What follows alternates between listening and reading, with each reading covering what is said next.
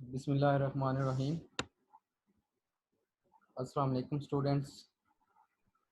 I hope all of you will be fine. Uh, Today is our lecture number 12. In lecture number 11, you have studied the method of Gauss's forward interpolation formula to find the derivative and second derivative of a function whose data is known to us in the form of a table. Today, in this lecture, we will do an example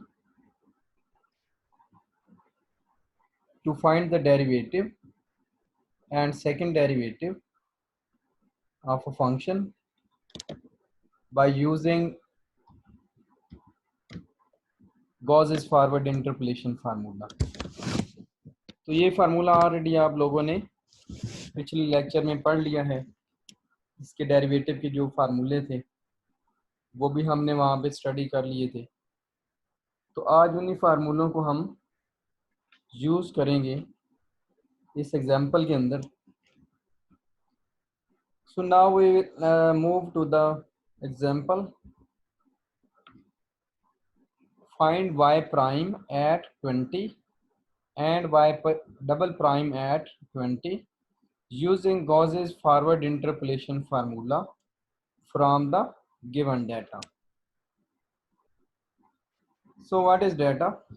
Here is the data. You are given a table. You can see that in first row these are the values of x which are equally distributed. First value is 11, second is 15, third is 19, fourth is 23, fifth is 27 and last one is 31। तो जैसे मैंने आपको last lecture के अंदर बताया था कि जब भी आप इंटरपोलेशन की क्वेश्चन करने लगे तो दो चीज़ें पहले आप देख लें। नंबर वन कि आपका जो टेबल है उसमें जो आपकी इंडिपेंडेंट वेरिएबल की वैल्यूज़ हैं जिनको आप नोड्स भी कहते हैं वो इक्वली डिस्ट्रीब्यूटेड होनी चाहिए। क्या मतलब इक्वली डिस्ट्रीब्यूटेड का? कि उनका जो गैप है दो कंसेक्टिव वैल्यूज़ का वो थ्रू आउट सेम होना चाहिए। तो वो आप इसमें पहले देखें। 11 के बाद 15 है, mean there is a gap of 4। Again 15 के बाद क्या है? 19 है, again you have a gap of 4 and you can see that at every step the gap between two consecutive points is 4 and the second point which you have to be known is that the point at which you are going to find the derivatives should be near to the central value. So for Gauss's forward interpolation formula, आपको पहले ये point carefully mind में रखना है कि जो value आपको दी हुई है एक्स की वो आपके सेंट्रल वैल्यू के करीब करीब हो। अब यहाँ पर अगर आप देखें तो there are total 6 values. It means के इसका सेंटर 19 भी हो सकता है और 23 भी हो सकता है। तो जब हमने पिछला लेक्चर किया था तो वहाँ पर हमने एक और बात भी की थी कि हम फिर सेंटर उस पॉइंट को लेंगे, एक्स नॉट हम उस पॉइंट को कंसिडर करेंगे जिसको यूज़ करके हमारे जो पैरामीटर पी की वैल्यू है वो 0 और 1 की रेंज में आ जाए। तो यहाँ पर दो सेंटर हैं, ठीक है। तो ये हमें खुद डिसाइड करना होगा कि इसमें से हम किस को एक्स नॉट कंसिडर करें। तो ये आपको पता चलेगा after checking the value of P. तो फर्स्ट ऑफ ऑल हम v की वैल्यू, p की वैल्यू सॉरी चेक कर लेते हैं कि वो किस पॉइंट को यूज़ करके 0 और 1 की रेंज में आ रही है। 19 भी चेक करेंगे और 23 भी। तो अगर 19 को हम चेक करें तो हम नेक्स्ट स्लाइड पे मूव करते हैं। सॉल्यूशन है यहाँ पर x नॉट हमने 19 यहाँ पर फाइनल कर लिया। क्यों? क्योंकि हमारे पास h क्या है, 4 है। आप देख सकते हैं टेबल के अंदर गैप कितना है, 4। h is 4। x नॉट हमने अज्यूम किया है कि 19 है, ठीक है, और x हमारा क्या है, 20। This is x। So look at here, when x naught is 19, x is 20, h is 4. So what will be the value of p? So here is the value of p. Its general formula is x minus x naught over h.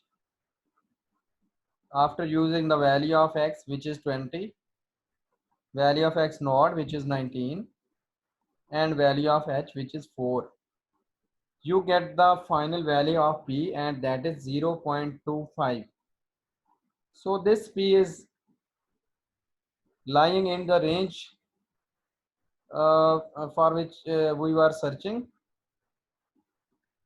तो हमें 0 और 1 के दरमियान में value चाहिए थी, तो वो हमें मिल गई है। अगर आप दूसरा पॉइंट ट्राई करें, फॉर एग्जांपल यहाँ पर 23 वाला, तो यहाँ पे क्या आ जाएगा, 23, 20 minus 23, and it will give negative answer. Okay, मतलब क्या है कि अगर आप यहाँ पर 23 पुट करेंगे तो आपको माइनस में आंसर मिल जाएगा। इट मीन्स कि हम जो है वो x नॉट 23 को नहीं लेंगे, बल्कि हम 19 को लेंगे। सो हमने 19 को एज x नॉट चूज़ कर लिया, ठीक है। अब फार्मूले के अंदर आपको क्या क्या चीज़ें पुट करनी होती हैं। एक तो आपको h पुट करना होता है, आपको p पुट करना होता है, और आपको डेल्टास पुट करने होते हैं। तो h भी हमारे पास आ गया, p भी हमने फाइंड कर लिया।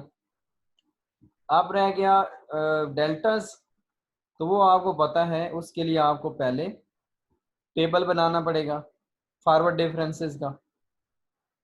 Now firstly we will construct the table of forward differences. Okay, this is the table of forward differences. In first column, these are the values of independent variable x. In second, the values of function is given minus 14, minus 10.032, and so on. And you know that delta y is calculated by y, this y minus this y. आप इन दोनों को minus कर दें तो you will get delta y. Next delta y कैसे आएगा, इन दोनों consecutive values को माइनस कर दें। इसी तरह नेक्स्ट डेल्टा कैसे आएगा, इन दो कंसेक्टिव वैल्यूज को माइनस करते जाएं। तो इस तरह से आप सारे डेल्टा फाइंड कर सकते हैं। सिमिलरली डेल्टा 2 है, इस कॉलम में वैल्यू कैसे आती हैं, जो आपका प्रीवियस कॉलम होता है वहाँ पर दो कंसेक्टिव वैल्यूज को माइनस करें, ठीक है, later value minus previous value, तो आपको डेल्टा स्क्वायर की वैल्यू मिलती जाएगी। तो वो वैल्यू हम दो पॉइंट्स के दरमियान में शो करते हैं, जो पॉइंट्स हम यूज़ कर रहे होते हैं। फॉर एग्जांपल यहाँ पर ये दो पॉइंट यूज़ हो रहे थे, तो इनके दरमियान में हमने डेल्टा वाली वैल्यू पुट कर दी। अब नेक्स्ट कॉलम के अंदर ये दो पॉइंट यूज़ हो रहे हैं, तो इनके दरमियान में डेल्टा स्क्वायर वाई हमने शो कर दिया। तो क्वेश्चन करते हुए आपने इस चीज़ को क्लियरली अंडरस्टैंड करना है कि ये काफ़ी इंपॉर्टेंट है कि जब आप टेबल बनाएं तो टेबल बिल्कुल आपका क्लियर होना चाहिए, ताकि आपको क्लियरली नज़र आ रहा हो कि डेल्टा वाई नॉट कौन सा है, डेल्टा वाई वन कौन सा है, एंड सो ऑन, इस तरह डेल्टा स्क्वायर।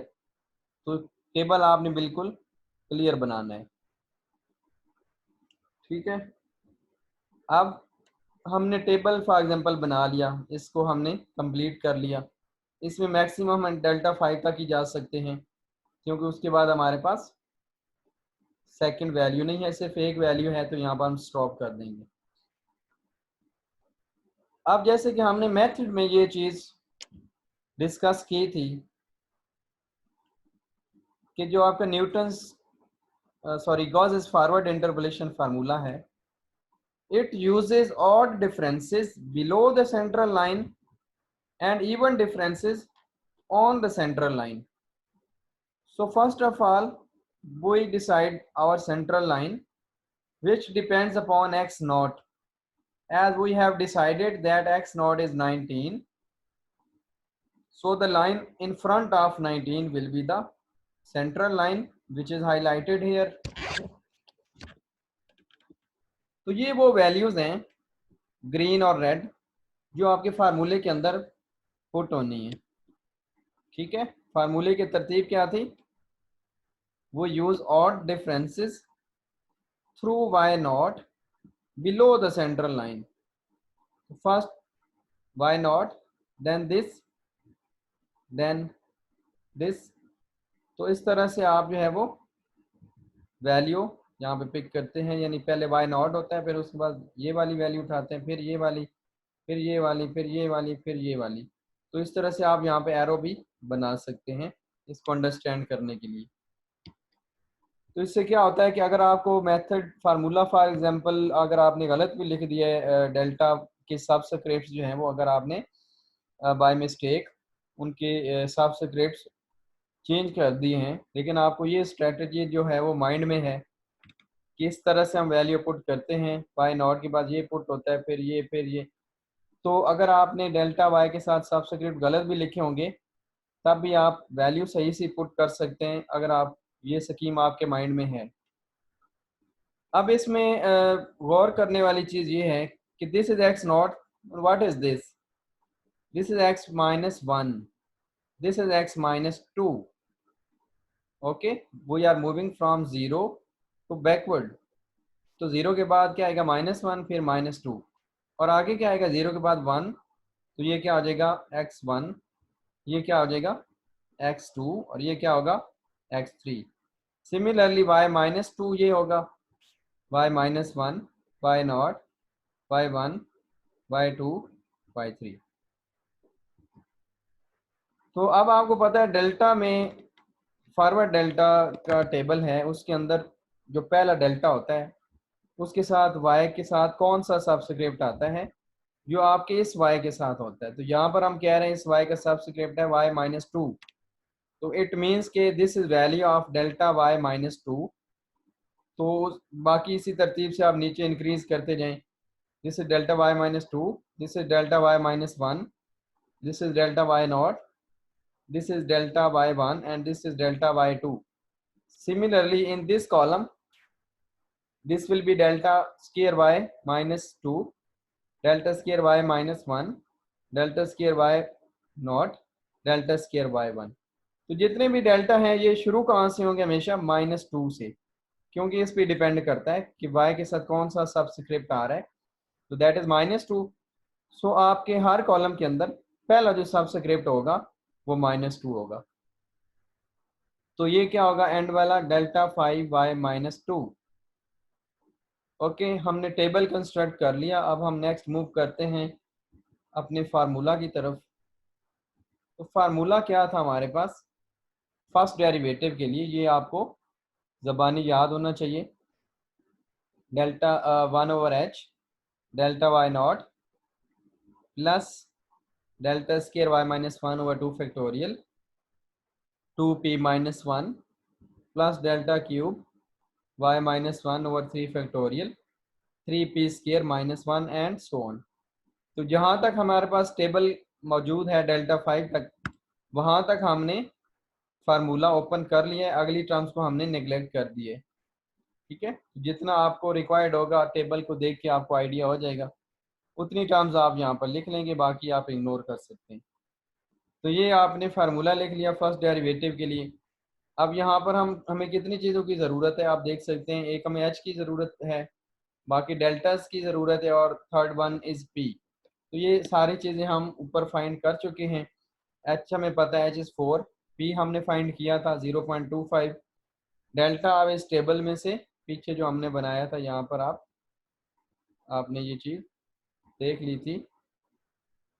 तो ये क्या था, डेल्टा वाई नॉट, सॉरी ये वाई नॉट है, ये this is delta Y naught delta square Y minus 1, then delta cube Y minus 1, delta 4 y minus 2 and delta 5 y minus 2।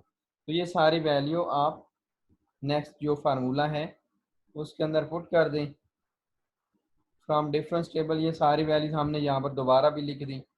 Delta Y not is 5.040, delta square Y minus 1 is 0.304, delta cube Y minus 1 is 1.584, delta 4 y minus 2 is equal to 2.048, delta 5 y minus 2 is equal to minus 5.120. So you can verify these values from your table. So our next step is just to put these values in our formula. Very simple, आप यहाँ पर value put कर दें तमाम चीज़ों की जो आपने ऊपर लिखी हैं अपने फार्मूला के अंदर, तमाम वैल्यूज पुट कर दें। कैलकुलेटर ओपन कर लें। कैलकुलेटर आपका रेडियन के अंदर होना चाहिए, डिग्री के अंदर नहीं होना चाहिए, एक ये बात अपने माइंड में रखिएगा। अब देखें, आप इसको कैलकुलेटर पे सॉल्व करें तो आपको फाइनल आंसर जो है वो मिल जाएगा। तो ये फाइनल आंसर आपके पास आएगा। तो बेहतर है कि आप अपने कैलकुलेटर को कुछ डिजिट्स तक फिक्स कर लें, फॉर एग्जांपल 5 तक कर लें, 6 तक, 7 तक। तो फिर क्या होगा कि आपका आंसर जो है ना वो उसमें एरर कम होगा। अगर आप बार बार राउंडिंग करेंगे तो आपका एरर हर स्टेप पे बढ़ता जाएगा। तो इट इज़ बेटर कि आप अपना कैलकुलेटर जो है उसको फिक्स कर लें कुछ डिजिट्स तक। इट्स अप टू यू कि आपको कितने डिजिट्स तक एक्यूरेसी चाहिए।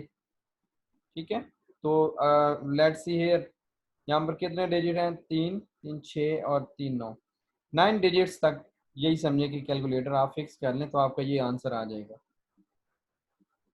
तो इट इज़ वेरी सिंपल, आप पी निकालें, लेकिन उसकी जो कंडीशंस है वो माइंड में रखें।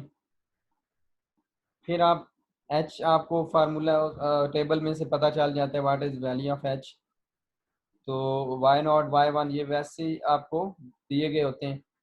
तो आपको एक पी निकालना होता है, पी की वैल्यू निकालने के बाद टेबल बनाएं। तो टेबल बड़ा इंपॉर्टेंट है, टेबल में से आपने वैल्यू कैसे उठानी है उसकी अंडरस्टैंडिंग आपको होनी चाहिए। आपने न्यूमेरिकल 1 के अंदर भी फॉरवर्ड डिफरेंस टेबल पढ़ा हुआ है, न्यूमेरिकल 2 में दोबारा हमने उसको रिवाइज कर लिया है।